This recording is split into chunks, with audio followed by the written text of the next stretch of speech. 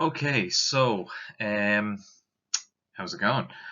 I'm going to record myself over a PowerPoint I made of human breathing. We've actually seen this before. This was a topic we did the last time lockdown was on and we were virtually learning. So this is just a revision. I'd say this will be about 20 minutes long ish, not too long. So don't panic about that. All right. So we'll get started anyway. So the chapter is chapter 30. It's human breathing.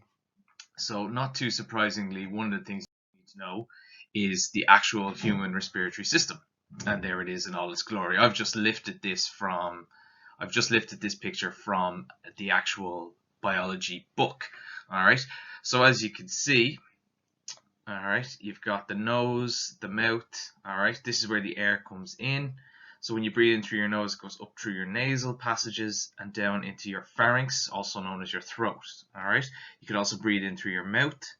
And this little flap of skin is really important. We're going to see him in a bit. He stops you from choking when you actually breathe in and out, because it basically covers your esophagus the whole time until you swallow. And when you swallow, that flap covers your trachea.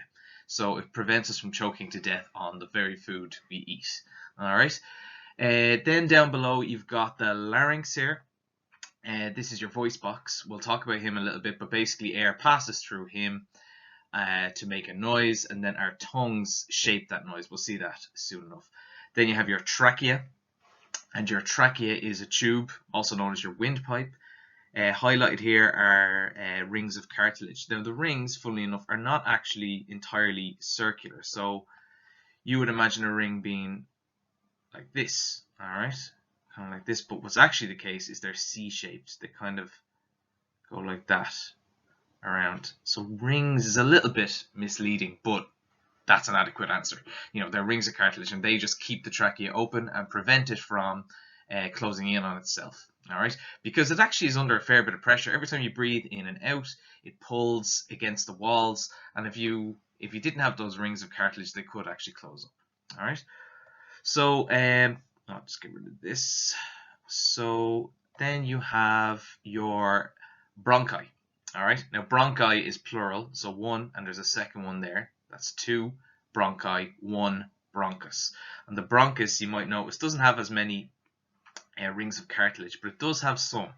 They branch out into bronchioles. Now, those guys don't have rings of cartilage, and the bronchioles end in alveoli. All right, and we'll talk about those guys in a little bit.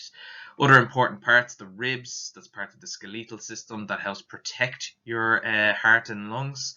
The lung itself is the general area of gas exchange, while the alveoli is the precise location of gas exchange. In between your ribs, you have what are called intercostal muscles, and we'll see them a little bit later on. And then you have your diaphragm here, and this is a really important muscle that pulls air in and out. Without it, we could not breathe. We often think of, when I ask juniors, oh, where do you breathe from? They always point to their mouth. That's where I breathe from. But you're actually really breathing from your chest, all right, just below your lungs there. Okay. So next slide. The nose. Let's talk a little bit about the nose. So a couple of things, right? There it is in way more detail than you need to know. Be aware of the nasal cavity. You've got your hard and soft palate, but again, that's not part of the exam. The soft palate you can feel when you press your tongue against the roof of your mouth. That's your soft palate. The tongue is a lot bigger and uglier than you might think. There it is there. Really important, obviously, for tasting food, but also when we speak, our tongues actually shape the air coming out of our trachea and allows us to actually speak. Mandible is the fancy word for your jawbone. All right, there's your epiglottis there. Okay, but let's talk about the nose. All right, so the nose, hang on, is this going to skip forward? No, there we go. Okay, so air enters the body through the nose or the mouth. All right, it's actually really difficult to do both. Like, I think some special singers can do it, but really you can just, it's one or the other. Breathing through the nose has some benefits. First of all, it filters the air with hair and mucus, so your snots and the hairs in your nose help catch any dirt, debris, or even potentially any pathogens that could cause you harm. All right. It moistens the air. When the air has a lot of water in it and is moistened, it makes it easier for gas exchange to occur in the alveoli. It warms the air. Anyone who goes jogging in the current weather that we're having will know that when you breathe in cold air a lot, it actually is quite sore. All right. So by warming the air, it helps actually it's nicer. And this makes it easier for all of these things make it easier for gas exchange to occur. So these are some adaptations that you could talk about. All right. So the pharynx is the fancy name for your throat. All right, and your pharynx is pretty much, it starts like up here and goes all the way down here, right? So it's quite a large organ, and it's basically the area between your mouth and your trachea, all right? And it has a couple of different functions. So first of all, the epiglottis is located here, and the epiglottis is this little flap of tissue that is normally covering the esophagus over here, all right? But will cover the trachea when we swallow food. So when you swallow food, food goes in here, nom nom nom, you swallow it, it pushes that epiglottis down, all right, and covers the trachea. This prevents any food from going down into your lungs, which is what you don't want. Below the epiglottis is the larynx, which is your voice box, which is a little bit down here. Okay, we'll see him in a second, but basically there's vocal cords inside, two like little strands of cartilage, and they kind of vibrate as air passes through. And as the air passes through, it makes a sound, and then our tongue actually develops that into speech, allowing us to talk. All right. So then you have the trachea and the subdivision. So here's a fancy diagram. So as you can see, the hyoid bone is a very sensitive bone. It's actually, fun fact about the hyoid bone, is it's often used to tell the difference between strangulation and self-inflicted asphyxiation. So if you tried to suffocate yourself, you probably wouldn't break this. But if someone is strangling you, it would be broken. So forensic scientists actually keep an eye on this and to see how it breaks. If it breaks in many places, it usually means that a person has been strangled. Now that's not going to come up when you're leaving cert, but I just thought I'd throw it in for the crack. There's your larynx. There is your thymus or thyroid. Sorry, your thyroid is here, H-shaped organ. All right, don't worry about him. We'll see him in a different chapter. There's your trachea. All right, so the trachea is there with its rings of cartilage. All right, branches out into bronchi, as we said. Bronchus singular, and then the bronchioles. All right, so let's have a look. So the trachea carries air to the lungs. That's its main function. It splits into two bronchi, one going into each lung. All right, so not shown in this diagram is your lungs, which are kind of like, you know what I mean? There's one there, and there's another one there. So they branch out inside the lungs there. Here, each bronchus branches into bronchioles, and each bronchiole ends with an alveoli. And the alveoli is the precise location of gas exchange. The trachea and bronchi have rings of cartilage which ensure they don't collapse. We talked about that already. Because air is getting pulled in and out of here all the time, it needs to be tough to prevent it from closing in on itself. All the tubes are lined with mucus and tiny hairs, right? So this is really important. So let's have a look. If I was talking about, so if I was looking inside one of the tubes here, right, you'd see that there's loads of little hairs. Oh, that's brutal. Hang on, let me just try and get a better diagram than that. So if I have my tube like this, okay, tiny little hairs line the whole thing, all right? And these guys are really important. Again, they act a little bit like a filter. So as air is being pushed in, all right, little particles can get stuck there. And they actually move in a kind of wave, you know, like the Mexican wave that you see at football matches and stuff like that. They actually kind of move all in motion like this, and pull bits of dirt and mucus and stuff up to the top until eventually it culminates in you feeling like you have to go and clear your throat. All right, and when you do that, it hops out of your trachea into your stomach. Right, because you swallow it. Well, most of the time. You should swallow it. A lot of people choose to spit it, particularly during a pandemic. That is not advisable. But you swallow it, it goes down into your stomach, and if there was any pathogens stuck in there, you've just killed them with acid. So very handy technique. All right. Mucus traps particles like dust, pollen, and microorganisms, as we said, and cilia move to a beat and push that mucus up to the trachea, where it can be swallowed and destroyed by the digestive system. Very neat trick that our body does for us. Okay. So the lungs themselves are spongy organs.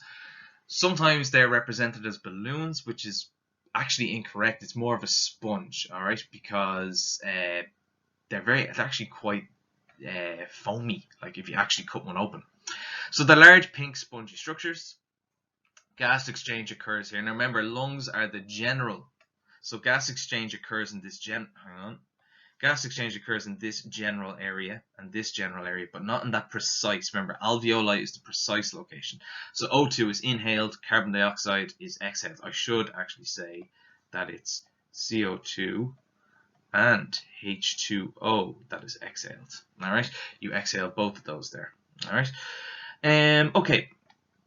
Each lung is surrounded by a pair of pleural membranes. So in other words, if you were to look at the edge of your lungs, right, there's your inner membrane, right? So your bronchioles are here with the alveoli, yeah, okay, but there's actually kind of like this second layer, all right, that kind of goes around that. So you've got an inner layer and an outer layer, all right, and in between them you have what's called your interpleural fluid, all right, or your, I can't remember, it comes up in a minute. I just can't remember it off the top of my head. So outer pleural lines the chest cavity and the inner pleural lines the lungs, and the gap is called the pleural gap, and there's a fluid in between there. All right, so this fluid that lies in here, I'll just bring up here. All right, oh no, that's the wrong color. Not that that's crucial, but anyway.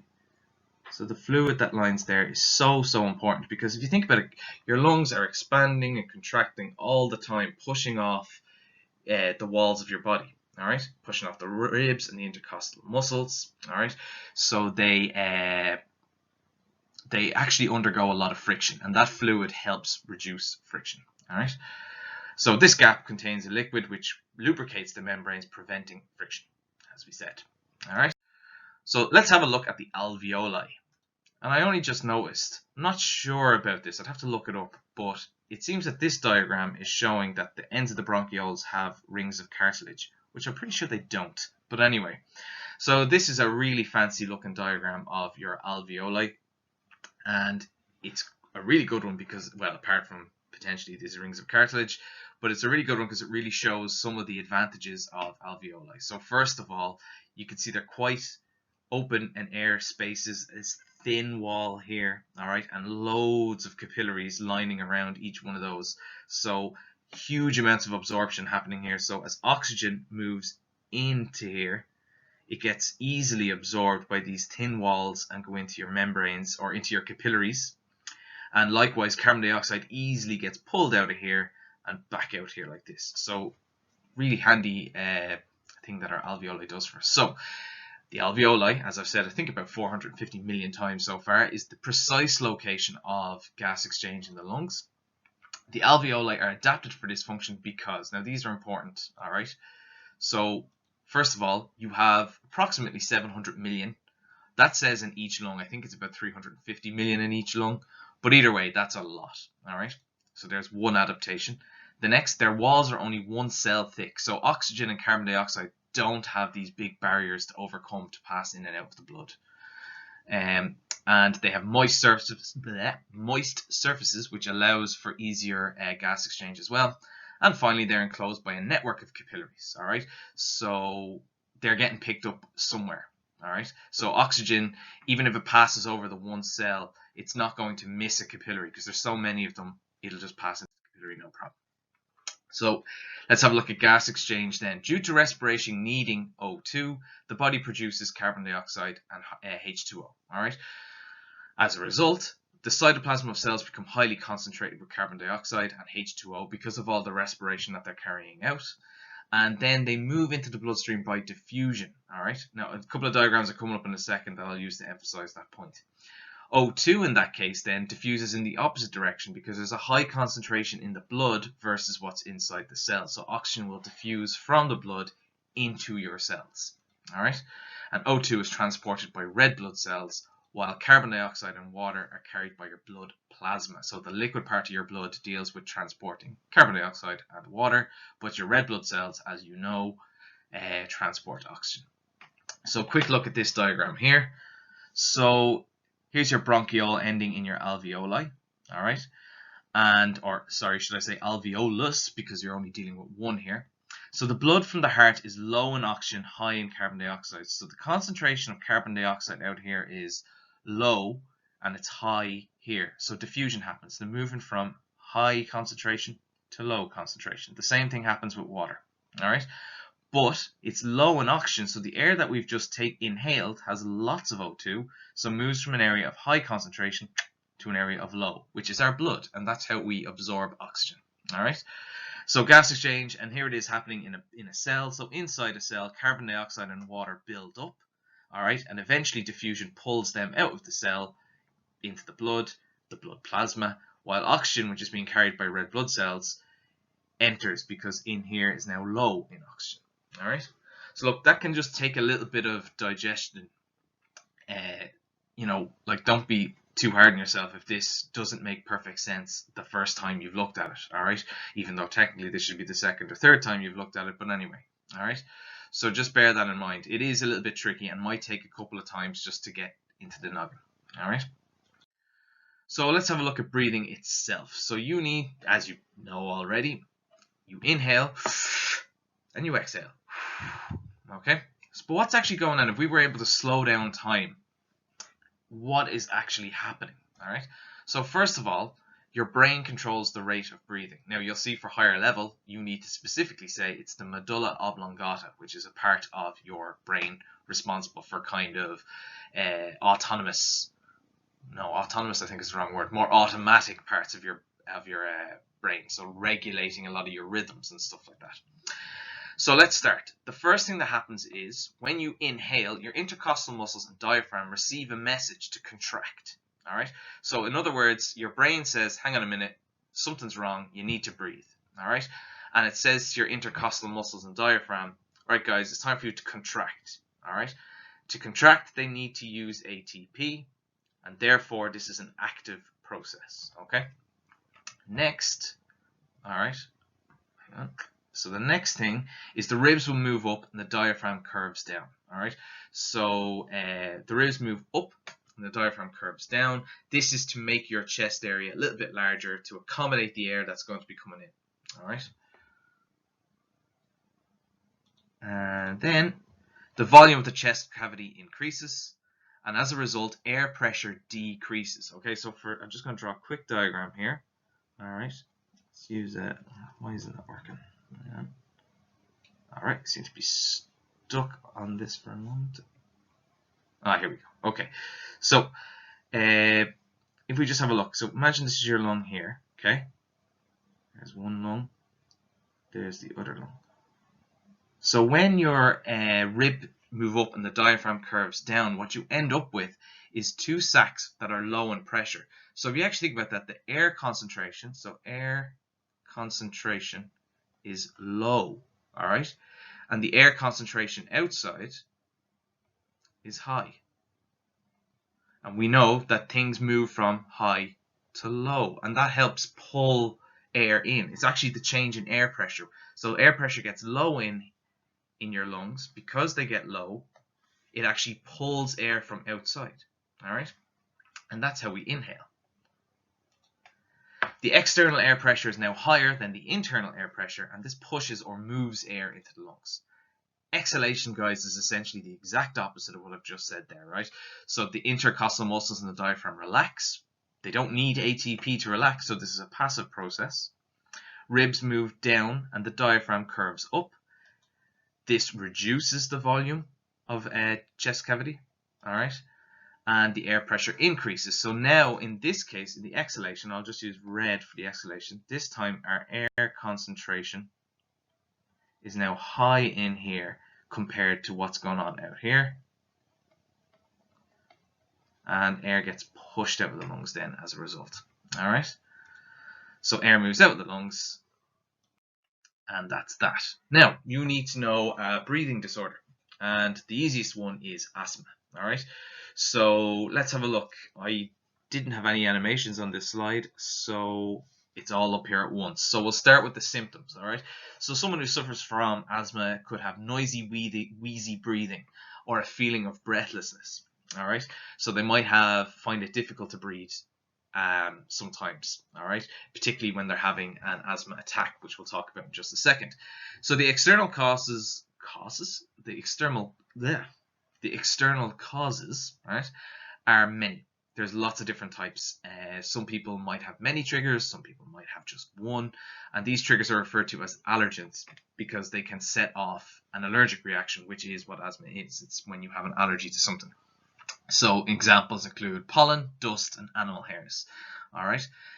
So there's kind of that's what's happening externally, what's actually going on internally. All right. So when you have an asthma attack, so these are your bronchioles here, right? And they're lined with this kind of normal amount of mucus. But if you have an asthma attack, if there's an allergic reaction in your bronchioles, well, then what ends up happening is your body produces lots of mucus.